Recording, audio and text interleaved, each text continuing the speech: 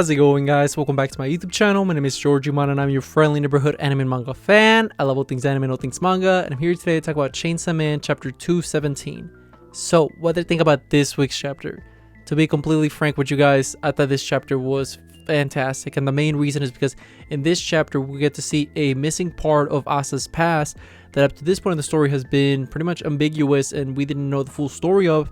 And in this chapter, we get to see a lot of great, pretty much backstory to Asa, and really see how it shaped, how this events in her past shaped her up to be the person that she is today, and the trauma that came with it, and the guilt that came with it as well. A lot of great stuff from Fujimoto's part, and once again, I think it shows a great parallel between herself and Denji, at least when it comes to an upbringing. So I can't wait to talk to you guys all about it.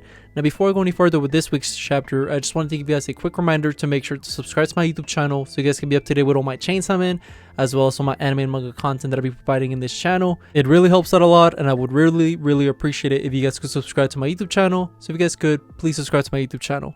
Now, with all that out of the way, let's talk about this week's chapter. So this week's chapter starts off where we see a flashback of Asa, pretty much where we see Denji and herself are seeing pretty much a flashback of her own story, which is that pretty much apparently there was an accident back in when Asa was a kid, where Asa's dad lost his part of his leg during a devil incident. Like, apparently his dad got taken out, half of his leg got eaten by a devil, and while all that was happening, you see that Asa's freaking out, obviously, as she would. I think anybody would at that point, right? We see that pretty much her mom is like, "Hey, Asa, go get the paramedics. Come on, hurry up. You gotta hurry up. I'll apply pressure on the leg, but you do that. Come on." And Asa eventually does that, but then as she comes back, we see that her dad is dead.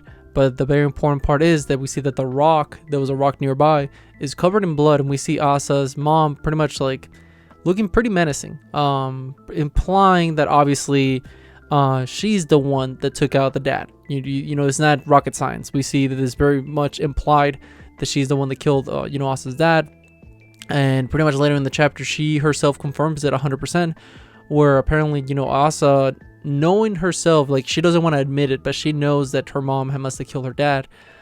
She's trying to fall asleep, and as all that is happening, we see that her mom is like, "Hey, you saw me back there, didn't you? You saw when I killed him, huh?" And this is where we see pretty much the mom just admit to the full crime, where she pretty much admits that she killed her dad, and then we get to see more context of her dad herself, where apparently the mom adds all these things about her dad.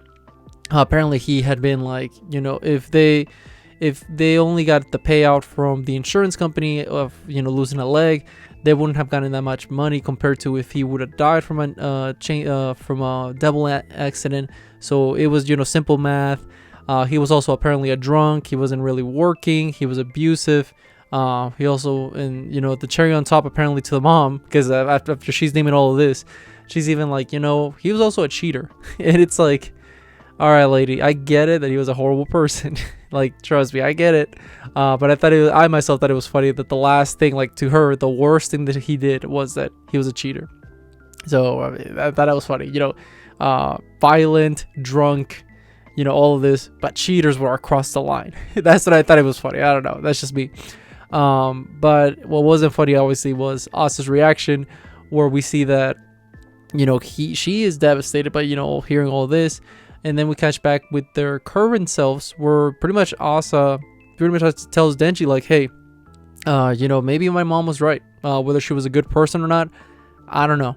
I honestly don't know, but I would be lying to you if I told you that, if my dad wasn't taken care of, if he didn't get rid of, if he wasn't taken out of the picture, maybe my life wouldn't be what it is today, because, my mom was correct. Thanks to the funding that we got after his death, I was able to be put in high school. I was able to have the upbringing that I had.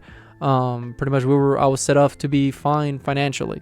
So he was also, like I said, a drunk, a violent, he was a good for nothing, terrible human being. So, whether my mom was a good person or not after killing him, who am I to say that? But to me, all I know is that thanks to her actions, I got the future that I ended up getting, and I became the person that I am, in to some regards. And this is where Denji has a great, response to what everything else is saying, because we also find out that apparently when she was running to the paramedics, she tripped over and fell. Now we find out apparently in the big revelation in this chapter is that she actually did it on purpose. She was hoping that her tripping and falling would have made it so enough time went by that the dad actually died. And this where says, like, am I a terrible person? Like, I purposely wanted my dad to die, and that my wish did come true through my own actions. And we see that this is where Denji answers in a typical Denji fashion, which I loved, where Denji's just like, well, you see, I killed my dad. My dad was a drunk too. He was like abusive, and he was a terrible person. So I killed him and made it look like it was suicide. But to be fair, I don't think I'm a terrible person for doing that. And this is a great moment where pretty much Denji, this is something I had been speculating in my last chapter too, where Denji was going to be pretty much telling Asa the truth about his dad and all that. And it was great seeing it come to fruition, because, after reading everything in this chapter, when I got to this point of the story, towards the end of the chapter, I was thinking to myself, like, okay, is Denji going to fess up what he did and, explain to himself to Asa? And this may be a moment where they can both bond and, they can be just have a laugh, or just, get them back into reality, snap them back from being taken over by both Pochita and Yoru. And I don't know about that last part, but it does seem like this is something that really rekindled their relationship and made it so they have a stronger bond now, because now they have even more in common. Now they have somebody that they can, relate to and, know what it feels like to do the stuff that they have done in the past. And as all that is happening, as both of them are opening up, and this Denji said all this like nice stuff to Asa, it's like, does that make me a terrible person? You see that Asa just looks at Denji and she has this fun look, and then as we cut back to the final page of the chapter, we see that they're both laughing, hysterically, and they're just having a nice moment, right? And then we cut to what's happening in the real world, and we see that Pochita and Yoru are also laughing and having a blast, but in different contexts, or unless, in my opinion, unless their both mental states are affecting their physical states. Maybe perhaps now that they're Asa and Denji are both back to their groove, does that necessarily mean that both of them are controlling their physical bodies through their interactions right now in the mental state? Or is it something along the lines of Fujimoto just like giving us a nice parallel to end the chapter? Both of them are laughing, but in different contexts. Asa and Denji are laughing because they're having a nice sweet moment, while in reverse, Yoru and Pochita are laughing, or look like laughing towards each other, because they're enjoying the battle, the thrill of battle. Well, whatever the case, I think this chapter was fantastic, and I can't wait to see how Fujimoto starts playing out this going forward in the story, where we see that Asa and Denji's, their relationship keeps even getting more and more closer and intimate. And in my opinion, it seems like we're shaping up to, obviously, in my opinion, a great conclusion to the story sooner than later. And as much as it hurts me to say that, if the story concludes in a fantastic way, I won't be mad.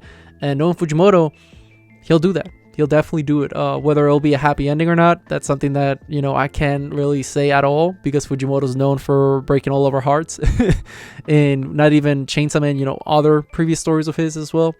But all I can say, and be honest with you guys, is that I can't wait to see how the story concludes going forward, especially this arc, this whole interaction between Yoru and Chainsaw Man, Pochita, Denji.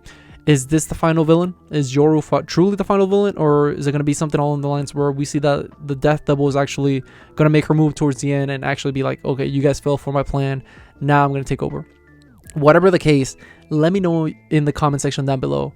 Also, thank you so much for sticking all the way to the end of the video. I really appreciate it. And don't forget to like, comment, and subscribe to my YouTube channel for more Chainsaw Man, as well as more anime and manga content in the near future. But yeah, with all that being said, I hope you guys have a great rest of your day. Bye bye.